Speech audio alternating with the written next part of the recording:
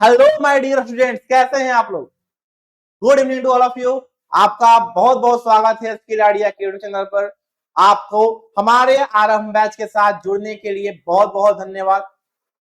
आरंभ बैच आपके लिए एक ऐसा बैच है जो कि आपको free of cost Bihar board परीक्षा 2027 के लिए पूरी तरह तैयार करने के लिए काफी है। अगर आप इस बैच से जुड़ चुके हैं तो बहुत बहुत धन्यवाद। अगर जो लोग पहली बार हमारी वीडियोज को हमारे इस बैच से जुड़ रहे हैं वो कृपा करके पहले वाली वीडियोज जरूर देखें। हमारे चैनल के आने वाली वीडियोज के लिए हमारे चैनल को सब्सक्राइब करें। हमारे चैनल के हर वीडियो को आप देखें और देखने के बाद अगर आपको पसंद आए तो उसे लाइक करें, कमेंट्स करें, अपने फीडबैक्स, अपने डाउट्स, अपने प्रॉब्लम्स। साथ ही साथ मैं आपको एक इंफॉर्मेशन देना चाहता हूं कि हमारे ऑफलाइन बैच की शुरुआत हो चुकी है। हमारी ऑफलाइन बैच का आरंभ हो चुका है 25 मार्च 2026 को। हमारा 2027 के मिशन की तरफ हमारा पहला कदम, हमारा नया बैच, हमारा एक नया ऑफलाइन बैच महेंद्र पटना में शुरू होने जा रहा है। आप सभी पटना वासियों से, आप सभी महेंद्र वासियों से जो हमारे वीडियोज देख रहे हैं उनसे अनुरोध है, कृपया हमारे ऑफिस में आए, हमारे सेंटर पर आए और हमारी बैचेज के बारे में जानें और बैचेज को ज्वाइन करें। फिलहाल हमारे YouTube के इस आरंभ बैच से भी आपको फायदा होने वाला है आपके 2027 के बोर्ड एग्जाम के लिए। कल के क्लासेस में या इससे पहले क्लासेस में हमने क्या क्या पढ़ा है। हमने पढ़ा प्रकाश के बारे में, परावर्तन के बारे में, दर्पण के बारे में और अवतल दर्पण के बारे में। आज का हमारा सेशन, आज का हमारा क्लास, आज का ये वीडियो आपको बताएगा उत्तल दर्पण के बारे में कि आखिर उत्तल दर्पण से प्रकाश का परावर्तन कैसे होता है। कल हमने अवतल दर्पण से प्रकाश के परावर्तन को समझा। आज हम उत्तल दर्पण से, कॉन्वेक्स मिरर से प्रकाश के परावर्तन को समझेंगे कि आखिर प्रकाश का परावर्तन कॉन्वेक्स मिरर यानी उत्तल दर्पण के थ्रू कैसे होता है। तो क्या आप तैयार हैं? अगर तैयार है तो कुर्सी की पेटी बांध लीजिए, अपने साथ एक पेन और नोटबुक लेकर बैठ जाइए और नोट कीजिए सारे पॉइंट्स को जो पॉइंट्स इस सेशन में आपको बताए जाने वाले हैं, क्योंकि हर एक पॉइंट आपके बोर्ड एग्जाम में एक एक मार्क्स जोड़ के जाएगा। और याद रखना, एक एक ईंट से ही पूरे घर का निर्माण होता है। अगर एक भी मार्क्स अगर आपके बोर्ड एग्जाम में बढ़ते हैं तो याद रखो हर 5 मार्क्स के बाद तुम्हारा 1% बढ़ेगा। हर 5 मार्क्स तुम्हें 1% देकर जाएगा। एक एक मार्क्स जोड़ने की तैयारी आज से शुरू कर दो, क्योंकि समय किसी का नहीं है। आज अगर बैठ जाओगे कि 1 साल बाद परीक्षा है तो फिर समय आपका साथ नहीं देगा। इसलिए हर दिन, हर मिनट, हर सेकेंड आपको ये दिमाग में बिठाना है कि मुझे बोर्ड एग्जाम में क्या करके जाना है। तो शुरू करते हैं अपने सेशन को।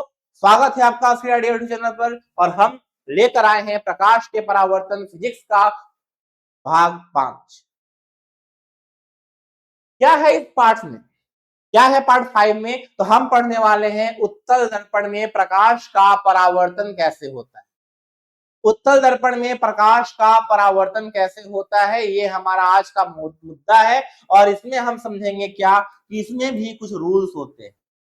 जिस तरह से अवतल दर्पण से प्रकाश के परावर्तन को हमने पढ़ा था और अवतल दर्पण से प्रकाश के परावर्तन पढ़ते समय हमें ये चीज समझ में आई थी कि उसमें कुछ रूल्स होते हैं, उसमें भी कुछ नियम होते हैं। उसी प्रकार से उत्तल दर्पण में प्रकाश के परावर्तन के भी कुछ नियम होते हैं।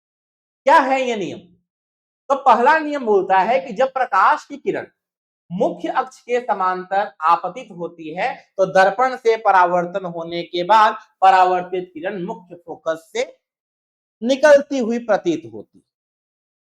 हमने आपको बताया था कि प्रतीत होना क्या होता है। अगर हमारे पास जो रेज हैं वो रे वास्तविक में नहीं मिल रहे हैं, मिरर के सामने नहीं मिल रहे, तो हम उन्हें इमेजिन करते हैं, हम उन्हें मान लेते हैं कि वो क्या होंगी, मिरर के पीछे कहीं पे मिल रही होंगी। ऐसा हमने देखा था, ऐसा हम जब बता रहे थे प्रतिबिंब के बारे में आपको, शायद वीडियो नंबर 2 या फिर पार्ट नंबर 3 में, तो उसमें हमने पढ़ा था कि प्रतिबिंब के 2 भाग होते हैं। एक होता है वास्तविक प्रतिबिंब, एक होता है हमारा काल्पनिक या आभासी प्रतिबिंब। तो ऐसे कंडीशंस में हमारा पहला नियम क्या बोलता है कि अगर हमारा जो प्रकाश की किरण है वो मुख्य अक्ष के, अगर वो मुख्य अक्ष के समांतर जाती, अगर मुख्य अक्ष के समांतर हमने किसी भी प्रकाश की किरण को भेजा, प्रकाश की किरण को अगर हमने समांतर भेजा तो वो कहां से होकर जाएगी, वो हमारा फोकस से होकर जाती हुई प्रतीत हो, वो हमारे फोकस से होकर जाती हुई प्रतीत हो। जैसे अगर हमारा ये मुख्य अक्ष है, मान लो ये हमारा मिरर है, इस मिरर का ये क्या है, ये हमारा मुख्य अक्ष है। इस मुख्य अक्ष के समांतर ये जो हमारा प्रकाश की किरण जा रही है, मुख्य अक्ष के समांतर जो प्रकाश की किरणें जा रही हैं, ये यहाँ जाने के बाद टकराई और टकराने के बाद ये क्या होगी, टकराने के बाद ये आगे बढ़ती चलेगी। ये तो कहीं पे भी मुख्य अक्ष को काट नहीं पाएंगी दोबारा।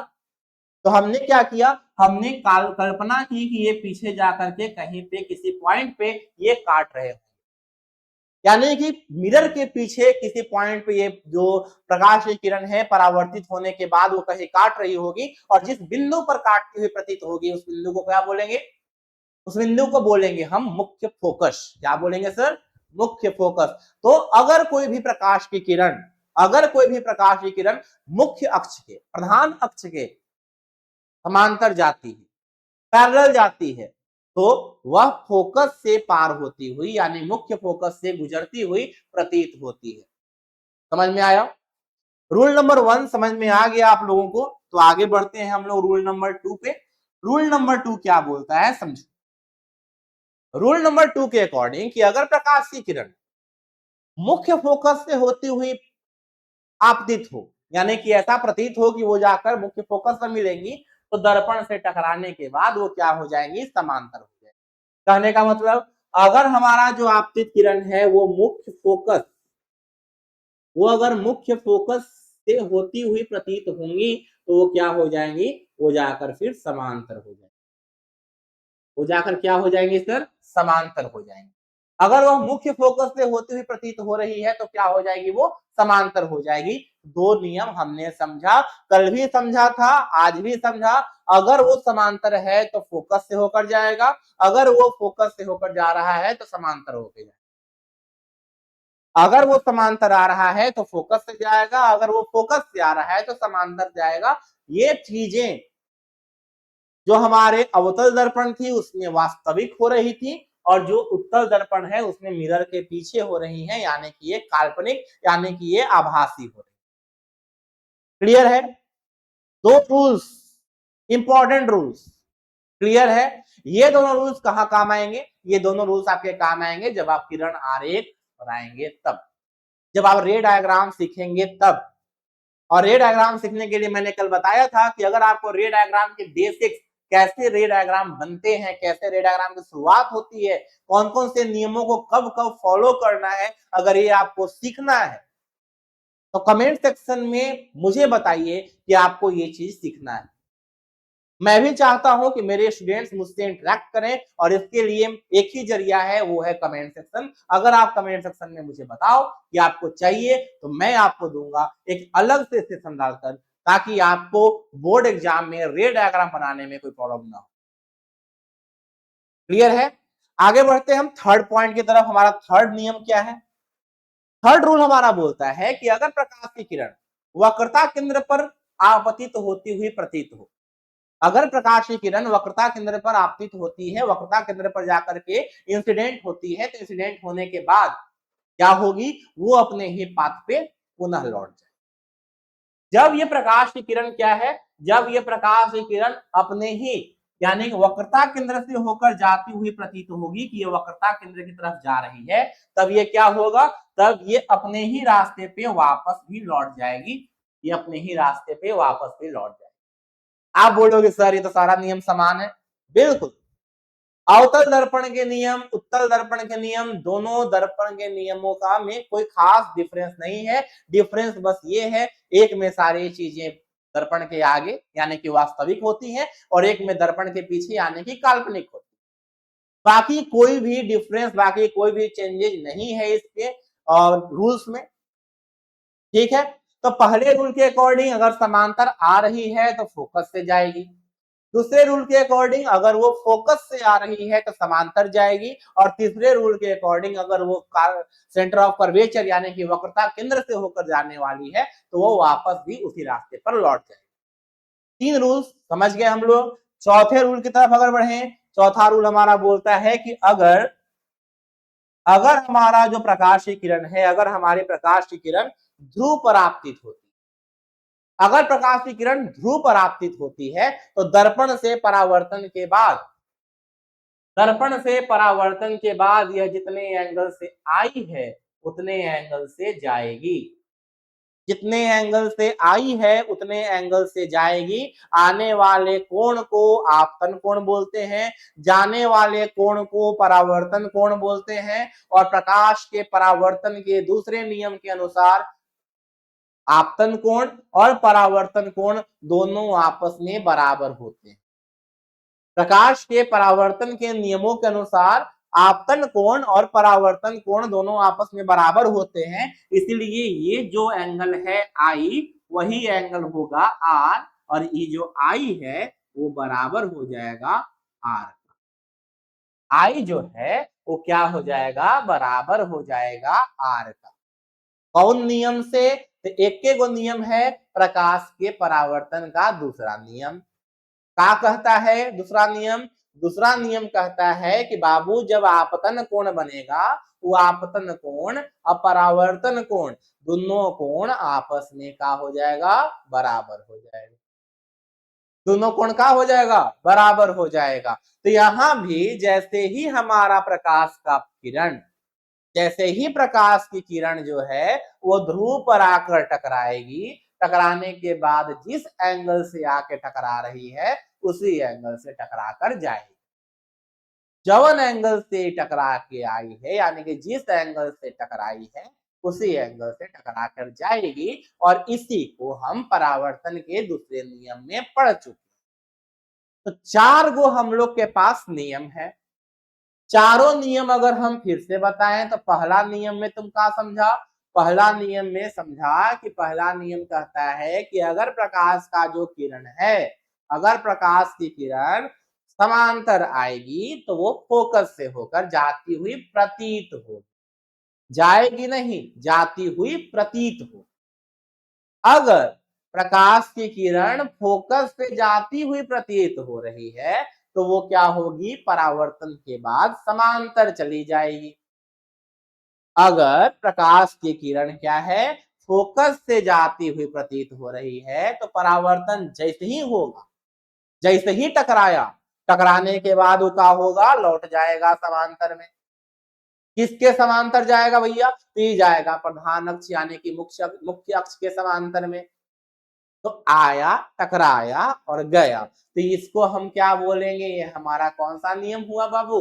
ये हमारा दूसरा नियम। तीसरा नियम हुआ कहता है कि जैसे ही हमारा ये जो प्रकाश का किरण आएगा वो सी से होके जैसे ही जाएगा वो वापस फिर क्या होगा, वापस फिर उसी रास्ता पर लौट जाएगा। जैसे ही सी से आया वैसे ही सी से चला जाएगा। समझ गया? तीसरा नियम हो गया हमारा। चौथा नियम बोलता है कि जैसे ही हमारा जो प्रकाश का किरणवा है वो आएगा, टकराया ध्रुव पर यानी कि पोल पर, जौन एंगल से टकराएगा वही एंगल से जाएगा, जौन एंगल से टकराएगा वही एंगल से लौट जाएगा। ये हमारा चौथा नियम। चारों नियम दिमाग में फिट। अवतल दर्पण का 4 नियम, उत्तल दर्पण का 4 नियम, चारों नियम में कोई अंतर नहीं, चारों नियम सेम टू सेम, और ये चारों नियम आपके दिमाग में फिट। अगर चारों नियम दिमाग में फिट तो कमेंट में लिख दीजिए यस सर, अगर नहीं फिट हो पाया है तो लिख दीजिए नो सर। हम फिर से बताएंगे, अलग तरीके से बताएंगे, लेकिन कॉन्सेप्ट समझा कर ही जाएंगे, आपके दिमाग में कॉन्सेप्ट डालकर ही जाएंगे। जब तक ना समझ में आए आप लिख दो नो सर मुझे इस पॉइंट में समझ में नहीं आया। हम हो सके तो उस पे एक नया वीडियो बना दे आपके डाउट सेशन को लेकर। क्लियर है? अब ये 4 नियम तो पढ़ लिए। अब इन चारों नियम को पढ़ने के बाद हमारे पास क्या आता है सर? अब इन चारों नियमों को पढ़ने के बाद हमारे पास आता है कि उत्तल दर्पण जो है, उत्तल दर्पण जो है उसमें प्रतिबिंब कैसे बनेगा? उत्तल दर्पण में प्रतिबिंब कैसे बनेगा? जब वो जाकर के सब आभासी आभासी हो रहा है, सब आगे आगे हो रहा है, अपने दर्पण के पीछे हो रहा है, तो प्रतिबिंब कैसे बनेगा? तो बउआ कल हम भी बताए थे अवतल दर्पण में 6 तरह से प्रतिबिंब बताए थे, 6 तरह से प्रतिबिंब बनता है। पहला था कि ध्रुव और फोकस के बीच में रहेगा वस्तु तब बनेगा। दूसरा था कि फोकस पर रहेगा तब बनेगा। तीसरा था कि फोकस और सी के बीच में रहेगा तब कैसे बनेगा। फिर था कि सी पर रहेगा तब कैसे बनेगा। फिर था कि सी और इंफिनिटी के बीच में रहेगा, अनंत के बीच में रहेगा तब कैसे बनेगा। और आखिरी था कि आखिर वो अनंत पर रहेगा तब कैसे बनेगा। पूरा 6 का 6 इमेज समझ गए थे पिछले वीडियो में। अगर नहीं देखे हो तो जाके देखो। यहाँ पे आई बटन तुमको दिखेगा, यही आई बटन पर क्लिक करो, वहां पे तुमको मिलेगा पूरा का पूरा प्लेलिस्ट, जहां पे फर्स्ट पार्ट से लेकर के 5वां ये वाला पार्ट और आगे आने वाला सारा पार्ट सब तुमको मिल जाए। समझा? तो अब हमें पढ़ना क्या है कि उत्तल दर्पण में वस्तु को आखिर कब रखेंगे और वस्तु को रखने के बाद हमारा जो प्रतिबिंब है, इमेज है, वो इमेज कैसे बने। तो सबसे पहला चीज है कि अगर वस्तु को ध्रुव तथा अनंत के बीच रखते हैं तब। अब ये क्या हो गया? पिछला बार तो हम समझे थे ध्रुव और फोकस के बीच में रखना है, फिर फोकस और सी के बीच में रखना है, फिर सी पर रखना है। यहाँ तो डायरेक्ट ध्रुव से लेके अनंत पर चला गया। ये कैसे हो गया? तो ये ऐसे हुआ बुआ कि देखो यहाँ पर जो ध्रुव है, इस ध्रुव के बाद फोकस कहाँ है? मिरर के पीछे है। इसके बाद तुम्हारा जो सी है वो कहाँ है? मिरर के पीछे है। ध्रुव हमारा यहाँ पे, फोकस हमारा यहाँ पे और सी हमारा यहाँ पे है। और ये हमारा परावर्तक सतह है, यानी कि ये सामने का पार्ट है और ये हमारा पीछे का पार्ट है। समझा? तो जब तुम वस्तु रखोगे तो वस्तु तो सामने ही रखोगे, मिरर के अंदर घुसा कर तो नहीं रखोगे कि मिरर के पीछे रख दिए अब बोले कि ले प्रतिबिंब तो बन ही नहीं रहा। ऐसा तो नहीं होता है। जब भी हम वस्तु रखेंगे वो कहाँ रखेंगे? मिरर के सामने ही रखेंगे, पीछे रखने पर तो बनेगा नहीं। तुम अगर दर्पण के पीछे खड़ा हो जाओ, खड़ा रहो दिन भर, प्रतिबिंब बनेगा? नहीं बनेगा। प्रतिबिंब बनाने के लिए कहाँ रखा जाता है वस्तु को? दर्पण के सामने रखा जाता है ताकि वो क्या हो जाए? प्रतिबिंब हमारा बन जाए। तो यहाँ पे हम पीछे तो रख नहीं सकते हैं और फोकसवा और सी दोनों तो पीछे ही है, दोनों के दोनों पीछे है। जब ये दोनों पीछे है तो हम वस्तु को रखेंगे कहाँ? तो आगे में खाली एगो अनंत दिख रहा है और एगो ये हमारा ध्रुव दिख रहा है। एगो अनंत है, एगो ध्रुव है, तो वस्तु को कहाँ रखेंगे? ध्रुव और अनंत के बीच में रखेंगे।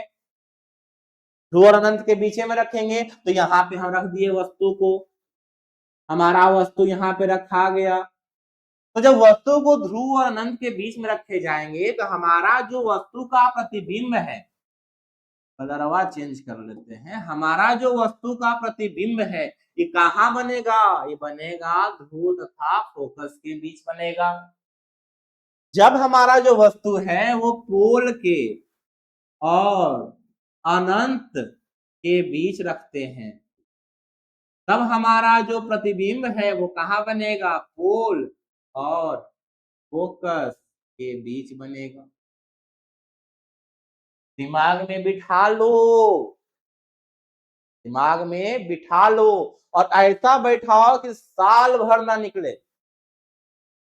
साल भर छोड़ो, 2 साल ना निकले, 5 साल ना निकले, 10 साल ना निकले, ऐसा बैठा लो दिमाग में।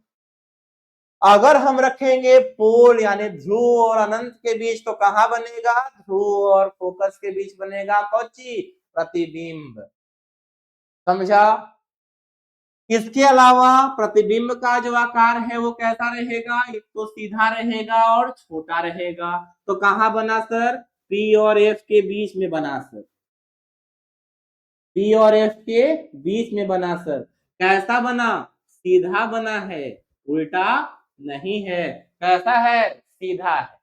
इसके अलावा कैसा है सर, इसके अलावा हमारा प्रतिबिंब जो है वो छोटा है। अब बताओ वास्तविक है कि आभासी है, अगर सामने रहेगा तब वास्तविक, अगर पीछे बनेगा तो आभासी। और प्रतिबिंब तो हमारा यहाँ बन रहा है ना छोटो, तो जब प्रतिबिंब यहाँ बन रहा है यानी कि मिरर के पीछे बन रहा है तो ये कैसा बनेगा, ये हमारा बनेगा आभासी। ये हमारा कैसा बनेगा, आभासी बनेगा। समझ में आया बात, कैसा बनेगा, आभासी बनेगा। ठीक है, ठीक है। चलो अब यह आभासी बना, पहला हम लोग नियम समझ गए, पहला हम लोग प्रतिबिंब बनाने का समझ गए कि अगर ध्रुव और अनंत के बीच में रहेगा वस्तु तो उसका जो इमेज बनेगा वो कहाँ बनेगा, उसका इमेज बनेगा हमारा पोल और फोकस के बीच में बनेगा। कैसा बनेगा, सबसे पहले तो सीधा बनेगा, छोटा बनेगा और आभासी बनेगा। समझ गया, समझ गया। चल अगला नियम, अगला हमारा वस्तु को कहाँ रखते हैं, अब वस्तु को रखते हैं हम अनंत पर। अब वस्तु को कहाँ रखेंगे सर, अब वस्तु को रख देंगे हम अनंत पर। अनंत पर रख देंगे किसको, वस्तु को। जब वस्तु हमारा अनंत पर रहेगा तब वहां से दो गो आपतित किरण आएगी, दो आपतित किरण आएगी, टकराएगी और टकरा के जाएगी, यहां से भी आएगी, टकराएगी, टकरा कर जाएगी, आएगी, टकराएगी और जाएगी, आएगी, टकराएगी और जाएगी। जब ये चली गई इन दोनों को खींच दो पीछे, इसको भी खींच दो पीछे, दोनों कहां मिला, दोनों मिला हमारा फोकस पर। तो वस्तु का प्रतिबिंब कहां बनेगा, वस्तु का प्रतिबिंब कहां बनेगा, फोकस पर बनेगा। कहां बनेगा, फोकस पर बनेगा। यानी कि ये कहां पर बन जाएगा सर, फोकस पर बन जाएगा सर, फोकस पर बन गया। अब प्रतिबिंब का जो आकार होगा वो कैसा होगा, वो हमारा बहुत छोटा होगा। प्रतिबिंब कैसा बनेगा, छोटा बनेगा। और ये प्रतिबिंब कैसा बनेगा, आभासी बनेगा। पहली बात तो ये कि ये कहां बनेगा, फोकस पर बनेगा। दूसरी बात ये कि ये क्या होगा, बहुत छोटा होगा वस्तु के आकार से। और लास्ट बात क्या, कि ये आभासी बनेगा। समझ गया, ये दोनों नियम, ये दोनों हमारे क्या थे, ये दोनों हमारे पास उत्तल दर्पण के दोनों के दोनों केस थे। पहले केस में हमने वस्तु को कहां रखा, ध्रुव से लेके अनंत के बीच में रखा। और दूसरी बार में हमने क्या किया, उसको अनंत पे भेज दिया कि जाओ, अगर तुम यूनिवर्स में कहीं भी होगा, तुम्हारा जो प्रतिबिंब है वो कहां बनेगा, वो बनेगा तुम्हारे फोकस पर। कहीं भी तुम रहो, अनंत में रहो, यूनिवर्स में रहो, तुम जाकर स्वर्ग नरक ब्रह्मा जी के लोक में कहीं भी रहो, तुम्हारा प्रतिबिंब अगर हम बनाएंगे तो कहां बनेगा, वो फोकस पर बनेगा। समझ गया बात। चल अब उत्तल दर्पण से हमने प्रतिबिंब का बनना समझ लिया, अवतल दर्पण से हमने प्रतिबिंब का बनना समझ लिया। क्लियर है, एक वीक भी नहीं लगा आपका एक चैप्टर को खत्म होने में। 5 पार्ट्स में आपके ये चैप्टर का 90% हिस्सा खत्म हो चुका है। 90% हिस्से में अगर आपको कोई शिकायत है, कोई प्रॉब्लम है, कोई डाउट है तो अभी बता दें। नेक्स्ट क्लास आपके मंडे को शाम 6 बजे आपके इसी यूट्यूब चैनल पर, स्किल आइडिया यूट्यूब चैनल पर आएगी, जो कि इस चैप्टर से रिलेटेड कुछ क्वेश्चन, कुछ फॉर्मूलाज, कुछ और चीजें, कुछ नए कॉन्सेप्ट के साथ आएंगे। तब तक के लिए हमारे साथ जुड़े रहें। स्किल आइडिया चैनल को अगर आपने सब्सक्राइब नहीं किया है तो अभी सब्सक्राइब करें। हमारी वीडियोज आपको पसंद आती हैं तो लाइक करें। हमारे कमेंट सेक्शन में आपके कमेंट्स का इंतजार रहता है। आप कमेंट्स करके बताएं कि आपको ये वीडियो, आपको हमारे पढ़ाने का तरीका, आपको हमारा समझाने का तरीका, इस कॉन्सेप्ट का तरीका कैसा लगता है। आपको पूरे चैप्टर में कहीं पे कोई डाउट है, उस डाउट को हमारे कमेंट सेक्शन में हमारे साथ शेयर करें। साथ ही साथ अपने दोस्तों को, अपने रिश्तेदारों को, आपके घर परिवार में कोई पढ़ने वाला बच्चा है जो कि बिहार बोर्ड से है और वो गांव में रहकर पढ़ाई नहीं कर पा रहा है, तो उसको बहुत भरोसे के साथ मैं बता सकता हूं कि अगर वो इस चैनल से जुड़ेगा, मैं खुद उसकी तैयारी करवा दूंगा। तो आपके लिए एक बहुत ही बड़ा अपॉर्चुनिटी है कि हमारे आरंभ बैच का अगला जो पार्ट है वो मंडे को शाम 6 बजे आपको देखने को मिल जाएगा। तो हमारे साथ जुड़े रहें बहुत ही बारीकी के साथ हर कॉन्सेप्ट को सीखने के लिए। तब तक के लिए धन्यवाद।